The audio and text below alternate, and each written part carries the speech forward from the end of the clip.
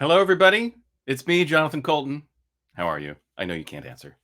Welcome to Carbon Wrangling for Fun and Profit. This is going to be very fun, very profitable, very sexy talk about carbon and climate. We have a few guests with us that I will get to in a minute, but first I would like to say hello to our very own Drew Westphal. Hello, Drew. Hi, everybody. How are you Good to doing this see you. morning? I know you can't respond. I know you can't. It's complicated. Yeah. Hi. Yeah. How you doing? Oh, I'm doing all right. It's alternate side parking day in the neighborhood, so my car is outside, and the battery died, so it's currently running. So that's we'll That's see if great. it's still there when the talk's over. This is I just want to say this is not a great time to leave your car running in the street. We're doing a carbon talk right now. I just want to point that out. Yeah. I've talked with Archbishop Tetzel. I'm going to be purchasing some indulgences. Okay, wonderful. Just an old Reformation joke. Yeah, it occurs to me that alternate side parking in New York is probably really terrible in terms of carbon footprint. Everybody That driving around. For those of you who don't know, in New York City, usually twice a week, once a week, sometimes 3 times a week, they clean one side of the street, and everybody has to move their cars over to the other side and then repark. And it just ends up in everybody driving. I feel like 70% of the traffic in New York City is from people switching their cars from one side to the other. I heard that something like 60% of all the cars on the road in New York at any time are looking for parking. I was exaggerating to make a point. It is horrifying to think that I was actually close to the numbers. It's really sad to be right about things when they damage the environment. And in that spirit, let me say that the carbon footprint of JoCo Cruise has been on our minds for a very long time. We do run a cruise business, and we are not unaware that cruising is not great for the environment, and in particular for carbon emissions. And it was all of you really who forced us to confront it more directly. You are a group of nerds, of science-minded people who care about stuff and who are not afraid to hold our feet to the fire when we are doing something wrong. And we very much appreciate that about you.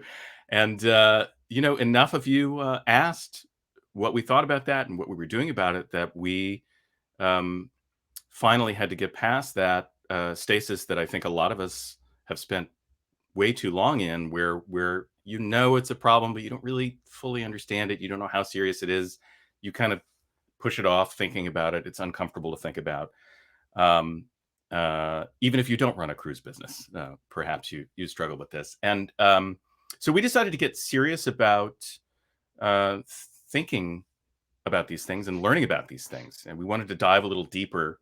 These are very complicated subjects. And we really didn't know when we sat down to figure out what we were going to do. How bad is the climate crisis? What is our footprint? What does that mean? What can we do to mitigate it? Can we do anything to mitigate it? Can we do anything to mitigate it? Are carbon offsets bad or good or what? There's a lot of debate on these subjects. And we were quickly out of our depth, but luckily Drew knew somebody from his a cappella connections. We were both in a group called the Spizwinks together. And so was this other person. Yes, it's important if you spend your college career in white tie and tails, very hungover, singing for small children. Those you want to keep those connections going. Of course. So you knew a friend. Tell us about your friend. I did, yeah. So when it came time to start looking at this, and again, I want to thank our guests for pressing us about this question, because I think that dynamic you described, where something's bad and you don't look at it because you don't know what to do, it's a very personal, it's a very natural emotional response, and it can be very dangerous in your personal life and also in this particular situation. And knowing that our guests were scientists, we wanted to bring on a scientist to help us understand it, because we knew that when you come before the JoCo Cruise nerds with science, you had better come correct.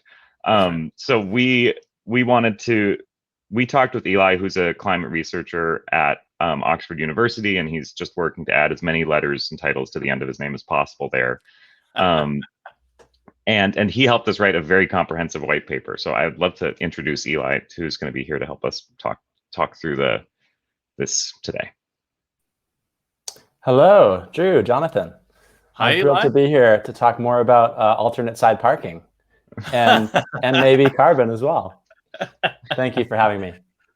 Thank you so much for being here. We appreciate it, and thank you so much for your help with the white paper and explaining to us what was what.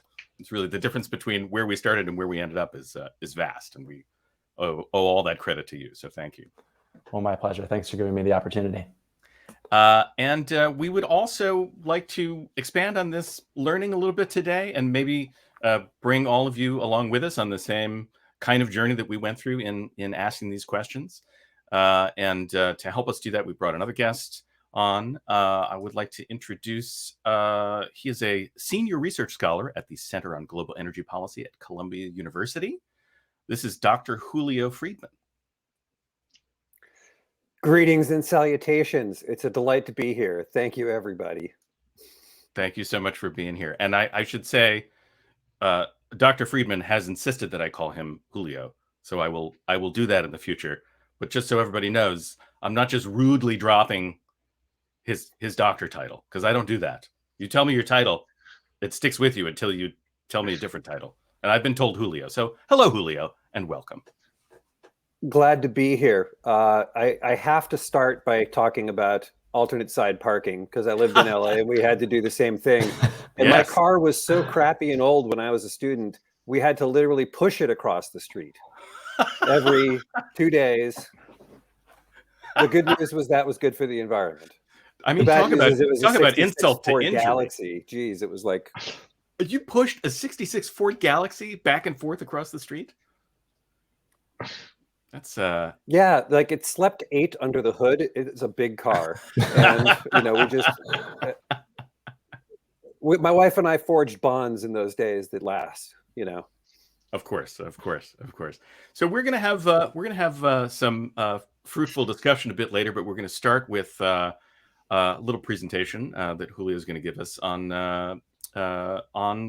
the climate crisis and carbon and all of these things. So why don't you get us started? Thank you so much, and I look forward to talking, because talking's good, conversation is helpful, but it helps to have a little bit of background here. And so I wanted to start with a framing question, which is, what does it take to get there? What does it take to make a vibrant world we want to live in? I usually get asked the inverse of this question: just how bad is it? And the answer is pretty bad. Next. But you can, light a candle or you can curse the darkness, but it's important to know how dark it is. If we want a 1.5 degree world, which will mean we lose only 90% of the coral reefs, have only like regular climate crises and heat events and storms, we really have 6 years to balance the budget. That's kind of it. So raise your hands, everybody, if you think we're going to get to zero emissions everywhere in the world in 6 years. So we're not going to do that. We're going to fail. And that means we have more work to do at the tail end. We're going to roll over the cliff, but we have to dig our way back. So next slide. In short, this is where we are. It ain't pretty. Next slide. But in that context, happy talk doesn't get us there either. There's a lot we can do, but we have to be clear-eyed about the job. And we have to be clear-eyed about the solution set.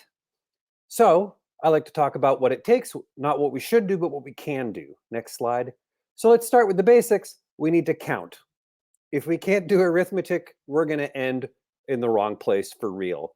And this is important because today we emit about 51 billion tons of greenhouse gases every year. About 80% of that is carbon dioxide.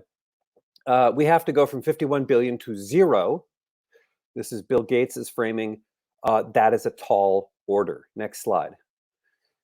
The core arithmetic of zero is really helpful. It means you have to get all sectors and all approaches all the way. If you emit anywhere at any time, you have to unemit. That's the part in the middle. Any CO2 emissions anywhere, anytime, have to be matched by removals equal to the emissions. And if you don't, the atmospheric concentrations of greenhouse gases keep rising and the climate keeps changing. Ultimately, a lot of that's going to have to go back inside the Earth because that's where the carbon came from. We've emitted about 2 trillion tons of carbon dioxide. About 1.6 trillion tons of it's still in the air and oceans. So if we stop emitting today, it's still out there. We have to get it back into the Earth, and there's only so much that we can do. Next slide. In that context, zero really means zero, and you got to make sure you're talking about the right stuff. A lot of people like thinking about avoided emissions. I'm not going to do something, like I'm not going to build a power plant. Those avoided emissions do not reduce or remove greenhouse gas emissions. So if we build solar panels, that's avoided. If we build solar panels and displace a gas plant, that's reduction. Or if we do efficiency and conservation, that's reduction. If we capture the CO2 from a steel mill and put that back in the Earth, that's reduction. We only know how to reduce emissions down to about 75% of what we got now. So that still leaves about 10 billion tons a year of CO2 and greenhouse gases, and we don't have any solution for that. So if we want to get to zero, we have to remove that volume. To calibrate, 10 billion tons a year is twice the size of the oil and gas industry. The oil and gas industry moves about 5 billion tons of stuff every year. So we need to create a set of jobs and companies and processes in the world that are twice as big as the oil and gas industry working in reverse. And we should do that really in the next 30 years or so. So we don't have a lot of time and it's super hard. Again, that's the job. You can be optimistic or pessimistic. You still got to do the work. Next slide. In order to do that, we need stuff we don't have. Let's be clear about that. We have a lot of stuff at our disposal today. Next slide. We can use that stuff to really good effect. And in that context, we need to combine building with removing and reducing. So we need to combine a construction agenda with a reduction agenda. Next slide. These are the things we have. Motorcycles. Let's say that the job is we got to build 10 motorcycles, okay? And it turns out that all you have is a pile of carburetors. If that was the case, you would say, hey, these are not motorcycles. I actually need to build motorcycles. So I need tanks, I need steering wheels, I need tires, I need all these other things. So if you look at the world and say, what does it really take to run the economy to zero? Next slide. It's helpful to say, what are we going to deliver the energy? Where are the energy services coming from? So start with, next, zero carbon electricity. We know how to make that. That's great. That'll get us about 40% of the way there. If we zero out all the electricity emissions and all of the electric vehicles go in place of passenger vehicles, we'll get about 40%. Next slide. We can make zero carbon hydrogen. We know how to do that. We either need more zero carbon electricity on top of what I just talked about, or we need to take hydrogen today as we make it and zero out the emissions from that. Basically carbon capture and storage. Next slide. We're going to have some fossil operations somewhere, and so we have to zero out those emissions. That's called carbon capture and storage. That puts carbon back into the earth. Next slide. And some biomass. The way that we use ethanol today or wood chips, we're going to need some of that, and mostly for stuff that's really, really hard, which you can't do any other way. So for example, instead of running coke into a steel plant, you can run biochar, bio-coke, if you will. If you run the numbers on this, next slide, zero carbon electricity delivers about 40% of what we need. Next. Zero carbon hydrogen, about 30% of what we need. Next. Zero carbon fossil, about 20% of what we need. Next. Biomass, about 10. The good news is all this stuff basically exists. This stuff exists. We know how to deploy it. We know what it costs. We know where it should go. So the job is actually deployment as opposed to innovation. That's good news. And we kind of know how to do that. The recipe is simple. Put money into RD&D, create market aligning policies, problem solved. Obviously, all of that is a lot harder than I just said. But again, we've done it before. We know how to do it. Next. Importantly, we have to get all of it. And I have to keep saying the word all the time, everywhere required. people say like, well, why can't we just deploy wind power? We will deploy wind power and we need it. That's great. That'll get us a few percent of the total. If we do wind and solar, it'll get us maybe 8% of the total. They're like, well, we can be more efficient. I'm like, yes, but we have to be efficient everywhere, in heavy industry, in ports, in boats, in trains, in cars, in buildings, all that sort of stuff. Building efficiency is one of these little wedges, right? So we really do need pretty much everything everywhere. And so it's hard. The fact that it's hard doesn't change the scope of the work. We can still do it. We just got to be committed and make progress. Next slide. In short, we need a bigger boat. All of this is easier if we have cheaper options and if we have more options. Next slide. So what do we need? We need more wizards.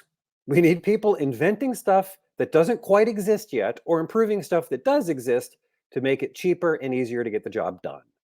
Next slide. I'm going to talk just about one thing that I love, coffee, as an example. So like the cruise, if you make coffee, you emit CO2. Because when you roast the beans, for every bag of coffee you make, you emit 2 bags of carbon dioxide. That's just what it takes. Now, an example of something you can do now that you could not do a couple of years ago, next slide, you can capture that CO2, next, turn it into plastic, put it in a 3D printer, next, and make a mug to drink your coffee. None of that was possible 5 years ago. All of that is possible now. And the reason why is because a bunch of smart people figured out how to do these things. That is what we talk about when we say wizards. We can make these magical technologies that do crazy stuff. We need to support that effort as well. So capturing carbon and turning it into stuff is just one of the things that will help. It is not a substitute for anything else. It is not a substitute for renewable energy. Quite the opposite. We're going to need a lot of renewable energy to do this. But it is a way to make things and build things and use things that are helpful. Next slide. And you can turn carbon dioxide into all kinds of stuff. Here's a handful of companies that do this. One company, Opus 12 there, turns carbon dioxide into fuels and chemicals. Solidia and Carbon Cure turn carbon dioxide into concrete. Solid Carbon Products turns carbon dioxide into stuff like nanotubes, carbon composites, things like that. If you look around the room that you're in, everything that is not metal is made out of carbon. So if you can turn carbon into stuff, there's a useful way to do that. Next slide. Ultimately, today, the carbon cements and concretes are good. Right now, those cost about the same as what's in the market. So we need a little market pull policy to get the stuff deployed. And we're starting to see those. We're starting to see those in California, in New York. The American Jobs Plan that Biden laid out has some procurement pull from the government to buy low carbon concrete. So that's, again, something we can do. So we should do that. Next slide. Something else we can do is we can pull carbon dioxide out of the air. This is a box set in Hinwil, Switzerland. I'll tell you right now, even Swiss industrial facilities look better than US industrial facilities. Next slide. This set of boxes is made by a company called Climeworks. It does the work of 36,000 trees with the footprint of 1 tree. So if we want to pull carbon dioxide out of the air, we can use stuff that already exists, like soils and trees. That gets a fraction of the job done. We have to build things that don't exist. 10 years ago, this was a dream. Now there's a company that does this. And when I say there's a company that does this, I mean it. Next slide. They've put a bunch of these boxes in Iceland. They're pulling CO2 out of the air using geothermal power at the Heltesheide power station in Reykjavik. Next slide. Here's a picture of the first box and the guys who invented it. Next. Here's a picture of the CO2 turning into rock beneath their feet. This is actually the white stuff you see there with the green dye is in fact was carbon dioxide. Now it's carbon minerals a mile below the earth. Next slide. And in fact, they offer a subscription service where if you want to, you can buy the CO2 removal. So literally any ton you emit, you can pull back out of the air and turn to stone for a fee. This is pretty expensive right now. We're going to come up with better and alternative things than do this. There's dozens of options that do this same kind of stuff. The markets are very, very young and very small. So what do? You work. You put more money into it. You put more elbow grease. You put more innovation. You get things built and get things done. Next slide. To get this done, we also need cash. This is not free. People will not get wealthy by just like turning around and wishing this will go away. We will have to have investments as a service. You have to pay to get the job done. Next slide. An example of how little we're spending on this is from a report that I helped write called Energizing America. If you look at the price of the Manhattan Project, that was about 0.4% of gross domestic product. Right now, we do about 1/10 of that in energy research. China does twice that. But we don't even put 0.1% of our GDP into energy innovation, which is bonkers. It's the biggest challenge we've ever had, and we're spending less on it than we spend on innovation in healthcare. In fact, 5 times less. And these are not COVID numbers, these are pre-COVID numbers. So we spend 5 times in the US on innovation in healthcare that we do on innovation in energy. We could do better than that. There's a lot of policies out there to imagine to make this better. We recommended tripling this, making it about 0.1% of GDP. That'd be nice, but we need to spend some cash to get the innovation done. Engineers don't work for hugs. Next slide. We're also not spending enough money on the infrastructure. We need more of everything. So this is the money we've spent over the past 20 years worldwide. We're up to about $500 billion a year. Hey, that's great. That's about a quarter of what we spend on energy. This is just the clean energy stuff. 500 billion seems like a big number, except that little dark slab at the top is batteries and carbon capture and hydrogen.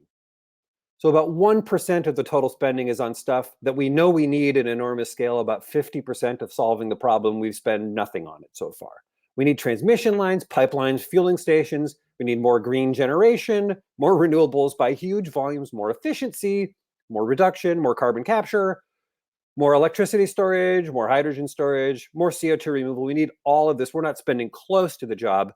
We really need to be spending about $2.5 trillion a year to make the future. Again, that's the work. That's the design spec. Next slide. We also aren't spending enough on adaptation. We've already bought climate change. If we're not going to make it in 6 years, we're going to lose species. We're going to have sea level rise. We're going to have an acidic ocean. There's things that we need to fix. So we need to spend money on that too. We need to spend money on things like hardening the infrastructure we've got. Next slide.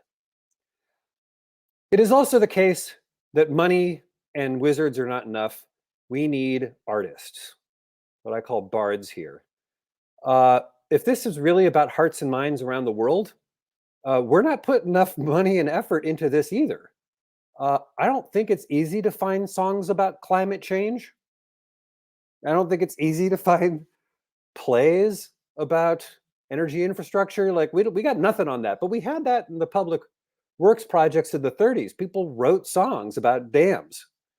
People made murals about building things in this country. Like we need some artists rolling up their sleeves, getting into this business, because this is ultimately a team sport and everybody gets to contribute. We don't just need the artists, we also need lawyers, we need regulators, we need investors, we need everyone to figure out how they can contribute to a solution set. Next slide. For me, this is really what it takes. This is a picture of an amazing person you've never heard of and never met. His name is Walter Munk. Walter died a couple of years ago. Oceanographer extraordinaire. He was one of the first people who met with the Pope to talk about climate change. And after meeting with the Pope, he was asked by another friend, Andy Revkin, Walter, I don't think we're going to make it. What do you think it takes? Next, Walter argued, we need an unprecedented act of love and generosity. That's really what it takes. And if we do that, we will have a vibrant, verdant world to live in. If we can be generous with each other, if we can spend some money, if we can invent some stuff, if we can be ambitious and humble at the same time, then in fact, there will be a lot of fun and there will be a lot of profit in the future. Thank you very much.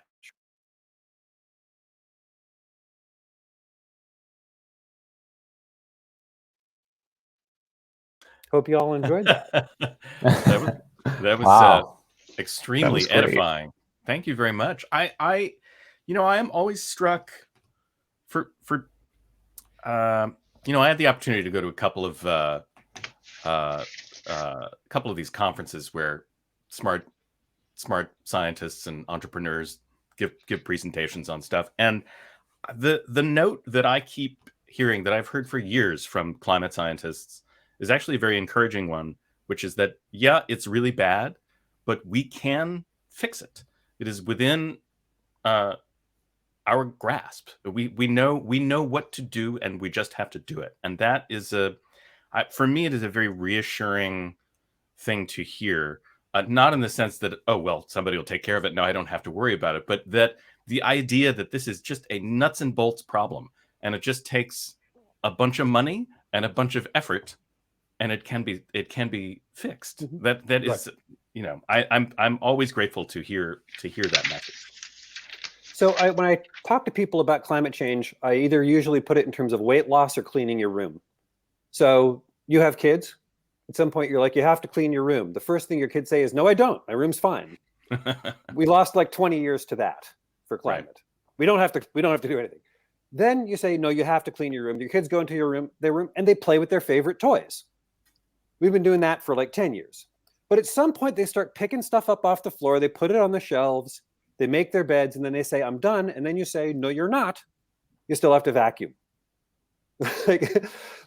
But the thing is, like, the job. And once they accept that they have to clean the room, eventually the room gets clean. So again, there's no mystery to it. It's all very straightforward. Usually, though, the problem is everyone wants to play with their toys, or they want to just keep doing what they're doing. So if we can actually figure out how to tie our shoes on this, then we'll win. Yeah, I would love to just, because one of the things that's been really amazing since Eli prepared this carbon roadmap for us, and I started learning that climate change wasn't just a macabre joke you could make about how we're all doomed, that there was actually something to do. I've had the opportunity to explain this to a few friends at cocktail parties. And what is really crazy to me is how there's like I made 2 slides in my notebook that I want to show you. Like the very, very, very basics. Like the first thing that I tell somebody at a cocktail party is, like, if you emit carbon, it stays in the atmosphere for 10,000 years. So, and once it's in the atmosphere, right, it warms the earth. And what we've been talking about are ways that we can cope. And instead of an animation, I'll hide bullet point number 3. But there are ways that we can cope. We can stop it and stop emitting carbon by doing clean energy. We can take it out after we do it. We can do carbon dioxide removal. Or 3, we can do Snowpiercer, which is scary and we should avoid, which is where we try to make the sun not make the earth get so hot. Right. And I really appreciate seeing seeing these examples of exactly what we can do. But this is kind of like the thing for people watching at home who are maybe new to this, I want to say, is just like, it is really settled science. It's really very clear math. As a friend who works in nightlife said when I explained this to her, she was like, oh, so it's like when the club is full. It's, you put a bouncer at the door, it's 1 in, 1 out now. And that to me is just, I just really wanted to make sure that everybody sees that that's why we're talking about. And that's what, like, it's not just about taking it out of the air. We've got to reduce how much we're putting into the air. But at this point, because we played with our toys in our room, we do have to take some of that stuff back out. It's too late to just cut down. That's exactly right. And something that people don't get, like, so let's take the bar and the bouncer analogy, like one goes in, one goes out, like that's exactly right. But it is also the case that you have built the nightclub. It is also the case that you operate the nightclub. For me, the analogy to that is I live in California. I'm very enthusiastic about that. California is great. 1/3 of my carbon footprint I control. 1/3 of it. That's stuff like my electricity, my driving, stuff like that. 2/3 of it is just living in California. It's roads, it's bridges, it's hospitals, like all that stuff. Like there are carbon footprints associated with all of that stuff. And so if you electrify the cars and you get the emissions in the grid to 0, that's 40%. Most people don't go to the store and buy 10,000 tons of steel. So they don't know how that enters the economy. But people are like, we want a Green New Deal. We're going to build a bunch of stuff. I'm like, yeah, when you build that stuff, it emits. Like, what are you going to do? And so to your little Snowpiercer chart, Like anything else, there's sort of good ideas and bad ideas. So offsets that like avoid emissions, I don't care about that, because that's basically like a protection racket. It's sort of we'll pay you not to do something bad. That's not ideal. But there are in fact ways that you can buy offsets that reduce emissions, that actually do efficiencies or deliver a swap, and you can buy offsets that actually do remove CO2. And just being clear on what you're actually buying is helpful. It turns out that in the offset market, only a couple of % of those offsets actually remove CO2. So if you buy fraudulent, crap, of course it's not going to be good. So you have to kind of high grade your options and think about what's worth doing. Right, and that was one of the fascinating things when we started working with Eli. That was one of the fascinating things that we learned, is that, this idea that you can buy an offset. You could put your money into any number of different places designed to mitigate your footprint or reduce your footprint or pay back in some way your footprint, but that the nuts and bolts of how they work are vastly different from one option to another. Eli, talk a little bit about your research and your perspective on that.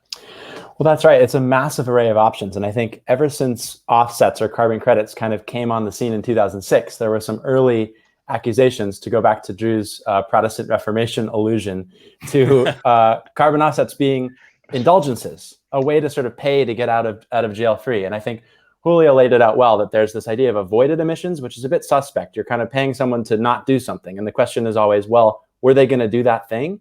Then there's this slightly more concrete situation where someone is doing something. It's very clear. We can look back in time at a cement plant's emissions over 15 years, and you pay them to do a little bit less of that. Maybe that's a little bit stronger. And then, as Julio said, there's this third option around actually removing carbon from the air. But that's as simple as we can make it. After that, you get into all these details of these registries whose job it is to onboard carbon projects, whose purpose is to generate the credits that filter down through brokers and ultimately reach somebody like the Jonathan Coulton Cruise. So it's a bit daunting. And I think to our listeners and people who attend the cruise and love the cruise, often your only exposure to offsets is, maybe you buy a plane ticket and you see a little checkbox that says, oh, for $6, I can negate the emissions associated with this $500 plane ticket. It feels a little bit too good to be true. And that's because it is. And so I guess what I'm saying is, it is difficult. And that's why I was thrilled that you guys let me kind of have at it and go through the whole panoply of options and try to narrow in on kind of the ones that we thought were as credible as they could be. But the reality is, this space is moving quickly. And I think even the carbon roadmap that we wrote 2 years ago, I mean, I think we can stand by it, but things have changed, things have moved. To Julio's point, new technologies are coming in every day, and they're getting cheaper. And I want to talk a little bit about the indulgences comparison, because when you and I started talking, Eli, 2 years ago, I think that you had yet to fully get on to the carbon dioxide removal bandwagon. And it was because of this indulgences comparison. And I want to say, like, there is no substitute for reducing emissions. From what I've seen, like, really the math is about reducing the emissions and taking stuff out of the air. But the thing that I've been thinking about a lot with this pay to pollute analogy is that paying to pollute is bad in the rhetorical frame of a world where the alternative to paying to pollute is not polluting. And the world that it seems to me that we're living in is where it's either like, maybe we could make a world where people pay to pollute and actually do carbon removals. But right now we have a world where they just pollute and nobody pays. And I think, yes. And I think that also ties into Julio's point about how his emissions in California are not largely actually because of personal choices that he makes. And I think that one of the framing tools that the plastics industry used in the 90s, and that now emitters and fossil fuel producers are using today, is this idea that it's personal choices and personal investments that can take this stuff out of the atmosphere. And that's, in my view, as someone who's still quite new to this, that's not the story. I mean, this is going to require global industrial mobilization on essentially heretofore never seen scale, and it's not just your responsibility. We're all a part of this system, and we have governments exactly for this reason, to protect us from these things that are bigger than us. And everybody should be doing what they can, but this is not, the fact that the climate is changing is not like your personal fault. It's humans' fault. We learned about it, and now we need to be responsible and do something about it. And the idea that I think it's with a lot of massive global changes and challenges that we face, it always comes down to this feeling of like, ugh, what am I gonna do about it? And I do agree it's a little unfair to the way it's been framed, to put the burden on the individual. And if you reuse this plastic bottle, then you've done something great. And it's very unclear to all of us as individuals if all of these little choices that we're making are helping or hurting with paper or plastic. I don't know. They both seem bad. And so, if it really does come down to this global industrial mobilization, we know what motivates everybody, and that is money, right? I mean, it has to. I feel like it's not going to be. It's either going to be a global emergency that we're all going to respond to, which that's already happening, and it's too late, or it's going to be, it becomes profitable to do this in some way, and whether that happens because technologies improve and the cement that is made from carbon becomes cheaper than the cement that is not, or whether it's some sort of artificial structure that governments start setting up to motivate corporations and other governments to work in that way. Julio, you work in, you think about public policy a lot, obviously. Mm-hmm. So what are your thoughts on that? Right. So let me start by saying that one of the things I learned working in government is we don't make laws in other countries. True. That's a good point. China is something like a quarter of global emissions or more, 30% of global emissions. Like, we don't make laws in China. Yeah. So, like, what do you want people to do, And they make half the steel in the world and half the cement in the world. So, like, we don't get to zero if China's not on board. So we got to think about ways to make that happen. Part of that is innovation. Part of that is diplomacy. Part of that is changing markets. Because if China thought it could get rich doing this, they would put their shoulder into it. And when they put their shoulder into things like they did with solar panels, you make a lot of progress, right? And they're looking, for example, at hydrogen electrolyzers now in the same way. They're like, hey, maybe we can mass manufacture hydrogen electrolyzers and make a bunch of cheap hydrogen. The only way they're going to do that is if people will pay for it somewhere. And in the United States, we have a production tax credit for wind. We have an investment tax credit for solar. We got nothing for hydrogen. But there's another thing, though, about personal choice that is sort of in the way that I think about it. We have to think about personal choice in a slightly different way these days, and both with merits and both with challenges. So let's take the example of heat in your house. You live in New York. It gets cold. So everyone's like, well, we can just electrify the homes, and then we can eventually replace that stuff with zero carbon electricity. That'll be great. Problem, on a cold day in New York, the heat load is 3 times the energy of the electricity load. You use literally 3 times more energy when you heat your house on a cold day. Okay, so if you wanted to do that with electricity, you need 3 times the transmission system. Who's building transmission lines in New York? No one. Right? So when you say, and if you were to build it, you'd have to get all those minerals out of the ground to make the wires, right. And you'd have to do all the digging and bring in the machines to, Right. But at this point, there's actually people who would build a transmission line. It could go into the rate case. The governor could support it. Like, terrific. And then it becomes like, well, I don't want transmission lines. Like, those are bad somehow. Like, I want clean energy, but I don't want the infrastructure that goes with clean energy, right? We got to start being humble about how hard this is and what that will take. It is also the case that often when we have built these things, disadvantaged communities suffer.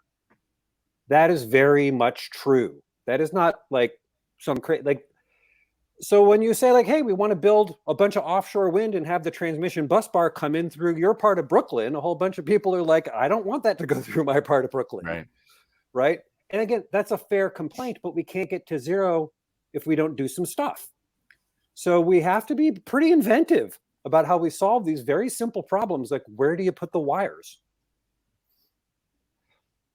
Yeah, well, and that I think, that's one of the, in my understanding, that's one of the reasons that, given where we are now, offsetting has become so attractive, is that there are these hard to abate sectors of our society. And it's really easy in the abstract to say, well, just stop it. But practically, politically, I mean, we can't even do basic popular stuff in this country at any reasonable clip right now. So are you going to really, like, what are we going to take away? Like, how do you politically take things that people like away from them if there is an alternative? Like, namely, maybe the solution for New York is that New York needs to offset the emissions from burning the boilers, because you've got all these buildings. I mean, God, imagine converting every pre-war apartment in New York with 3x the electrical lines and redoing all those breakers. I mean, would be a nightmare. So in that context, like, again, I want to make really clear points about this. You still want to reduce everything you can, like, for real. Like, you definitely want to do that. And there's a lot that we can do to reduce. If we get 75% through reduction, like, that's a big win. It's just not the last 25% too. So the last 25%, we need CO2 removal. And that's where, things like offsets can be useful, but it's not you just emit and therefore you buy it back. Like, the way it's sort of like, if you have to lose weight, there's no wrong way to lose weight. You can eat less, you can change your diet. You can also go to the gym. Like, it's another way to lose weight. Like, these are the kinds of things you have to get into to think about it. Offsets are kind of like that. Carbon capture is kind of like that. One of the nice things about these new technologies and new approaches is you can do them in lots of places around the world. So right now you can do it in Iceland. Iceland is the size of the United Kingdom. It has the population of half of Brooklyn. There's 300,000 people who live in Iceland, right? You can put a lot of the CO2 removal devices there. They have hydropower, they have geothermal power, they have onshore and offshore wind. You can make a lot. And in fact, the president of Iceland, like, he put together policies to support that. They paid money to researchers and to companies to drill wells to put CO2 underground, like, because they wanted to have a business for their island where they have energy with no customers. They're like, how can we create a service for other people who don't live in Iceland? And this is what they came up with. You can do the same thing in Ethiopia. You can do the same thing in Chile. You can think about using CO2 removal as an engine for development in the global south, where the rich countries pay poor countries to make their world better. Like there's aspects of this that, I have a vision where this all works. It is also true that what I just said is really, really hard, and today quite expensive. So again, that means that we have to make it easier and we have to make it cheaper. Yeah, Julio, I like what you said about the pesky thing about not other countries as we can't make laws for them. It's this, this pesky thing called sovereignty. And it's so important to remember that there's an interesting sort of geopolitical shift that might be happening, where in the past, the distribution of resources, which was kind of random from ancient history, determined who had fossil resources to capitalize on. Now, the new resources maybe are, who has basalt rocks that can absorb CO2, who has the space to do these different things. But I think going back to your point about, how do we influence these other countries, another way to think about it is that, into this global south, global north dynamic, we have to be ready to pay for that. And it doesn't have to be very expensive because it can be spread through the economy. One way to do that is to make your market, you're the one demanding all of these things, steel or what have you, make your market only allow products that meet certain thresholds. A great example of that is California. They made emission standards for cars that forced car companies to basically serve their market. Car companies don't want to make one car for California and one car for the rest of the US. They just want to make one car. So they do it to the high standards. And I think if we can build that political will and say, both on an individual basis, but also through our polity, that we're going to demand that anything coming into our country meets certain thresholds, and they've done that emission reduction, they've done that carbon removal. That creates a force for these other places to start doing those activities. But we end up having to pay for it, and we have to accept that and start to get ready to do that. Yeah, and I think I have a sort of open question for the room, which is that I think a lot of people when they face head on this non-happy talk version of events, we quickly get to this place where we talk about what we're talking about right now, which is that it's a hard problem. It can be solved. We know how to do it. We just don't have the political will yet. We don't have the market forces yet. We can't control what people do in other countries. So just speaking for me personally, I always come back to this place of despair, which is like, what am I, Jonathan Coulton, gonna do? Like I've rinsed and reused this plastic bottle 10 times. What else can I, in a very literal sense, what is it that we all as individuals can be doing to put our shoulders against the wheel? So there's two things that I would go to right off the bat. First one is elect people who care about this. Like, we didn't make individual choices to solve acid rain, right? Right. We just elected people to say, go solve acid rain. Like, and they did. And it was relatively cheap and painless. And it was a Republican plan. Everyone thought it was going to cost a huge amount of money, and it didn't. Like, we did that. So electing, the people who we've just elected, people like Biden, like, that matters. Members of Congress, it matters. Smart people who care about this can do it. The thing that Eli was talking about making standards, like, you're not going to do that. Right. Right, exactly. So you have to elect people who will task some bureaucrat at National Institute for Standards and Technology and say, hey, you, NIST, like, figure out a standard for buying concrete in the US or for buying plastic. And then they can make a standard and then it can become law. Like, that's part of it. But the other thing that I think people can do, like an actual tasking, okay, is just start listening to people you don't agree with on this. There's people on the left and the right who I don't agree with, right? Strenuously, I don't agree with them. But I still listen. I still try to learn, because often what they're trying to tell me is not what they're actually telling me. Often, so I had this experience with my next door neighbor, who, among other things, his brother runs, for many years, ran the town dump, just ran the trash heap. And I was explaining that you could turn trash into ammonia and you could ship that to Japan for money. And his eyes lit up. He was like, really? There's something that, like, my brother could do? But the thing that we started the conversation with is, this is all a bunch of crap, and, like, this is all horrible. Like, you got to educate yourself, and you can do that by reading stuff and talking to people. And so read some stuff, talk to people. Right. And union people, like, really know how to build stuff. If the union guys think it's a good idea, then maybe it's a good idea. If the environmental community has a real beef, then we need to understand that beef, or else we're not going to make progress. We got to listen. If a company says, hey, electrification is all well and good, but if the electricity trips off, I lose $2 billion a day because my plant goes down. Like, you got to listen to that. We have to listen. Right. Because if we're not listening, we're not being creative. And that's not that hard. One mouth, two ears. Well, and I think one of the reasons that this is such, like, a challenging discussion for people is that in some ways, like, the greatest invention that humanity has come up with is the global supply chain that is doing this emitting. Mm-hmm. And the global supply chain is bigger than sovereignty. It is an invention that we don't really understand. And, like, in order to affect climate change across all of these different areas, you essentially need to instrument and change individual parts of that global supply chain. And there isn't one answer about how you do that. Mm-hmm. Like, if take, for example, my uncle, who's a rancher out in New Mexico, there's some land management practices that he can do that hopefully will be incentivized for him, even though I don't know how he feels about climate change. Hopefully he'll start doing those things so that he can be a part of the solution. And when he starts to see those benefits in his life, hopefully he'll come on board with it. But, you can't, there isn't, like, a big company who can come and do each of these things, or a big government who can come and do each of these things. Like, even just, like, what about decarbonizing deliveries in New York City? We've already got the guys on the little electric bikes going around.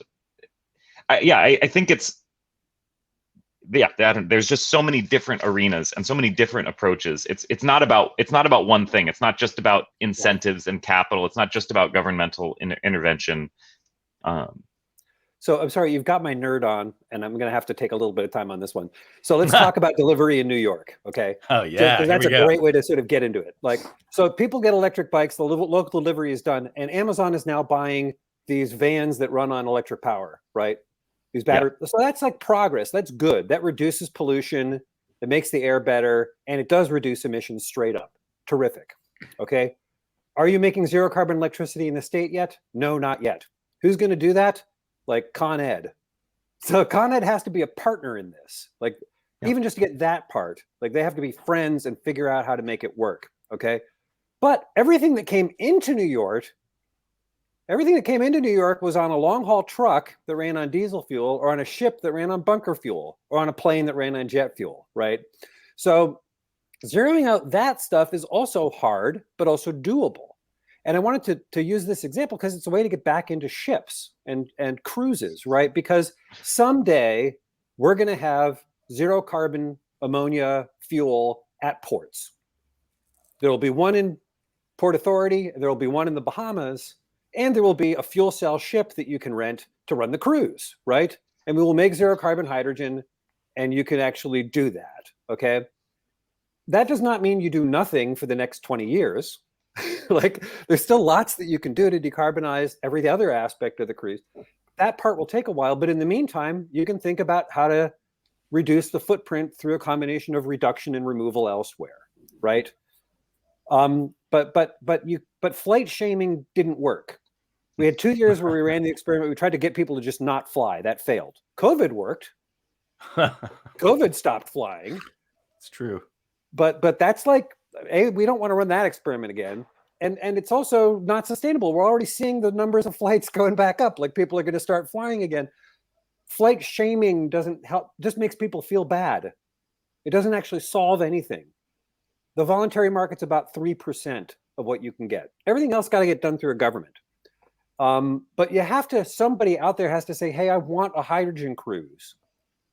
Right. Because no one's going to build the fueling terminal until somebody says that. Yeah, you need some carrots. It can't be all stick. Right. But I do want to I want to sort of play devil's advocate a little bit, or maybe try to channel some voices that, aren't the four of us, because I think, we're certainly coming from a fairly privileged standpoint, and we definitely have benefited a lot from, a society that was essentially built on fossil fuels. So I totally agree with Julio's point that, shame and that's not a good tactic to motivate people. That's terrible. And Jonathan's point about, the feeling of despair. But one way to spin the individual choice thing in a really positive direction is to say, yes, on the margin, an individual choice to have a vegetarian meal when you're at the dining hall on the cruise ship, or to forego one flight on the margin does nothing. But it actually has a really powerful ripple effect. We should think about the kinds of folks that are coming on the cruise, and many of us we don't know our own power. Like, we have networks, we have friends, we live in societies where we're able to make these choices and spend money on these things. And so people notice when we do those little things. I mean, The Guardian put out this piece which shows you for a given flight distance, so you can pick one transatlantic flight, which countries in the world have an average per capita emissions. In other words, one person in an entire year emits less than that one flight. I mean, that's pretty sobering, and not to make it dark, but to think that there's some urgency here, right? There's a climate crisis, there's a nature crisis, which is interlinked with a climate crisis, but it's somewhat different. We're losing species. This is serious. And so I think to Jonathan's point about how, listening to people, it's helpful if you can do that, where they say, like, why don't you eat meat? And you say, well, because 50% of all habitable land is enslaved to agricultural production, let's say, and guess how much of that makes meat? 80% of it. So it's not to say we can't eat meat. It's just to sort of, when you have those kind of facts, I find, or just if I say it with a straight face and just say, that's what made me make that choice, it can be quite effective and powerful on people. So I don't want to dissuade people from making those choices to, fly, don't fly in your region, only take trains, or, aim to eat vegetarian as much as possible or completely. Those are powerful things. And we can do those immediately, as well as elect people that care, as well as listen to people of all stripes around you. Well, yeah, and I think I'm glad you said that, because the part of what we struggled with in putting this together is this idea that we are still doing this cruise. We obtained all of this specific sobering information, and we continue doing this cruise. And I think for several reasons. One, because we do believe it is a very valuable thing for our community, and that we are adding good to the world, even though we are taxing the world in this very specific way. And this is a justification that people use all the time in very bad ways. But I do think it is good for us to be in the cruise industry and have this outlook, so that when, to the extent we can put any pressure on a company like Holland America, which we can't put a lot of pressure on Holland America, but to the extent we can be one of the voices from inside the industry saying, yeah, we would love to have a hydrogen fueled cruise.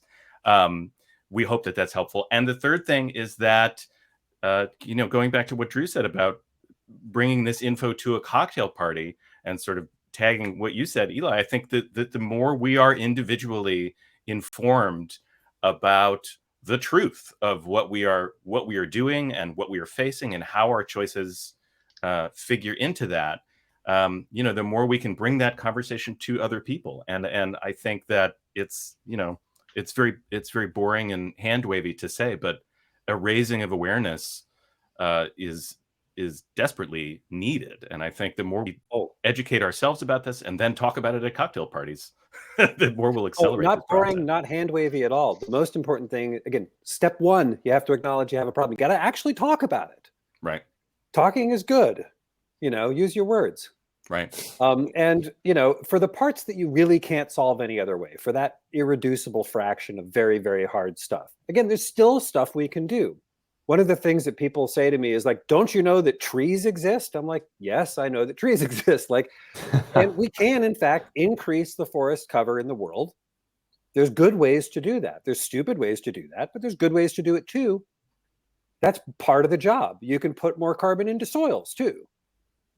There's this new process called adaptive multi-paddock grazing. It looks like that might actually help, And great. That means that there's probably a more sustainable way to do that sort of cattle raising and stuff. That's good. Okay, so we could do that too. Will that solve the problem? No. Can we do it? Yes. So let's do that. Can we also pay money to pull CO2 out of the air?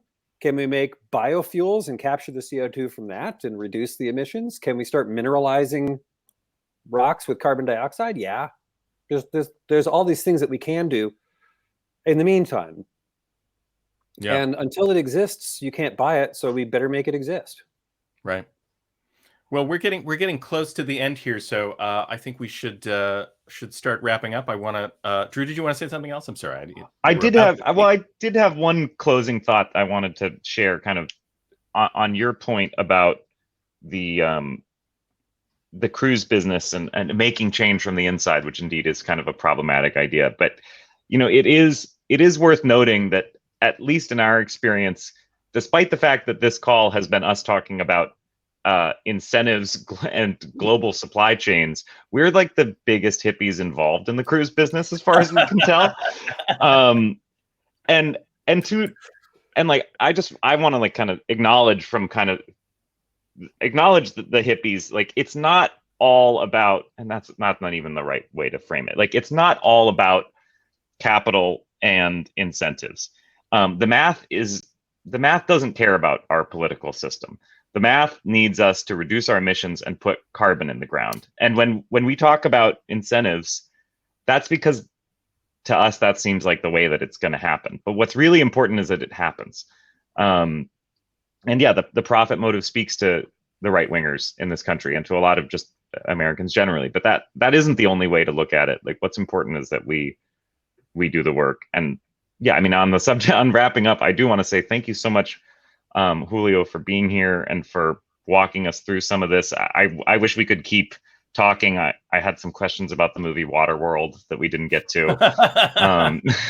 Snowpiercer and Waterworld in one go. I know, in one. Well, who knew? My theory is that the country would be 10 years ahead on climate change if Waterworld had been as good as The Matrix. Yes, or the day after tomorrow. Yeah, Yes. sure. All the climate movies have been not so great. That's the Yeah. main problem. Yep. We need better we need bards the than artists that. getting involved in That's that. We really do. Yeah. Yeah. And Eli, thank you so much for joining us as well, and thank you for your invaluable work on our own white paper and roadmap. And you just reminded me that we need to get together and review it and take a look at next steps and how we want to change it based on how the world has changed in the months and years since we created the first one. But thank you for everything, and thank you, Julio, for being with us, and thank you, Drew, as well, just for being This you. was the highlight of my month. Thank you all. All right. And for our guests who do want to see the roadmap, they can visit jococruise.com/carbon. That's right. Our roadmap. We'll also Not the talk a bit roadmap. more about climate change. Yeah. Yeah. All right. Thanks very much, everybody. We'll see you at some other event sometime soon. Thanks again.